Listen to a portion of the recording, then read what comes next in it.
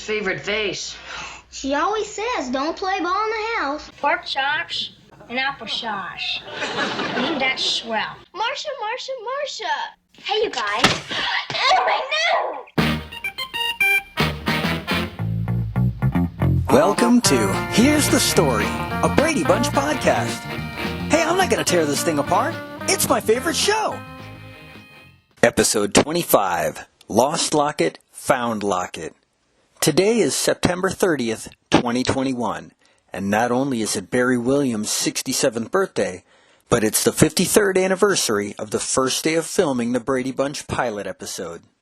Jan receives a mysterious package in the mail with no card and no return address. It's a locket. The address on the package establishes their address as 4222 Clinton Way, City. I read that back then if you were sending something through the mail to another address in the same city, you only had to write the word city. The boys try to solve the mystery of who the locket came from and discover that the label on the package has been typed with a typewriter that drops its letter Y's. It's fun to see Mike hanging out in the boys' room while they're figuring out this mystery. Carol calls her aunt to see if she sent the locket, which she didn't, but we find out that Carol has a sister. Then Carol sneaks off with Alice to go check Mike's typewriter at his work that night, while Mike is at home checking Carol's typewriter. Greg is in the den with his dad, and they have a little man-to-man talk about trust, where Greg starts to shine as the fourth adult in the house.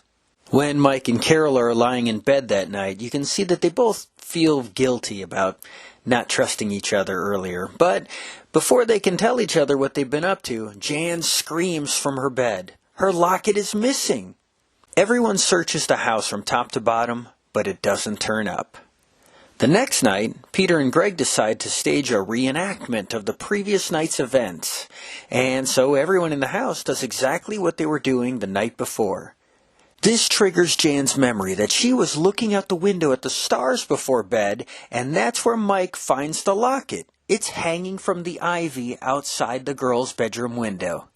And so now it's the next morning, and Jan is alone with Alice eating a bowl of cereal when Alice brings out her typewriter for Jan to type her name on it. And when she does, she sees that the Y in Brady is dropped below all the others. Alice sent the locket. But she wants to keep it a secret. She doesn't want anyone to think she's showing favoritism. But she says that she's a middle sister, just like Jan, between her older sister Emily and her younger sister Myrtle, and she wanted to hand down to Jan this locket given to her by her favorite aunt. So now they'll share this little secret bond. The episode was written by Charles Hoffman. It was his first of 3 episodes of the Brady Bunch, which were the last 3 scripts he wrote before dying.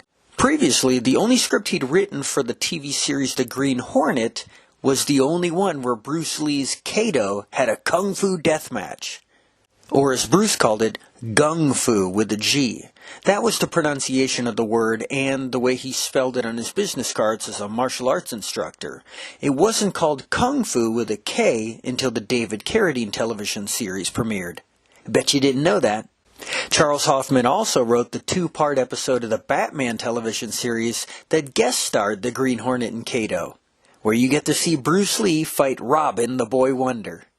This was the second to last episode filmed for the season, but it was the last one aired. I had mentioned earlier that the one with Desi Arnaz Jr. was the last one filmed, and that probably would have been a better one to end with, but there you have it. The first year of the Brady Bunch has come to an end. I suppose my favorite episode of the entire season was A Camping We Will Go. You know, I just bought a toy of the Brady family station wagon that they all piled in to go on that camping trip. Oh, I forgot to mention that in the last episode, The Grass is Always Greener, we get to see that station wagon pulling into the driveway of the real house used for exterior location shots for the first time. So now we're done. But before we begin Season 2, I've got some special episodes planned. I've been reading a few books, and I've got a lot more behind-the-scenes info about this first season. Then, there's a 2-issue comic book series from Dell Publishing that were released halfway through the first season. Then there are 5 paperback novels for the Brady Bunch by author William Johnston that were released during the season and after it, but before season 2 began. And a few of these were pretty rare and were hard for me to track down, but I have them. And then there's some other fun stuff I can cover, like the trading card set that came out between season 1 and 2 and features a strange mystery about Alice. And a parody of the show from Cracked magazine that came out at the time. Until next time.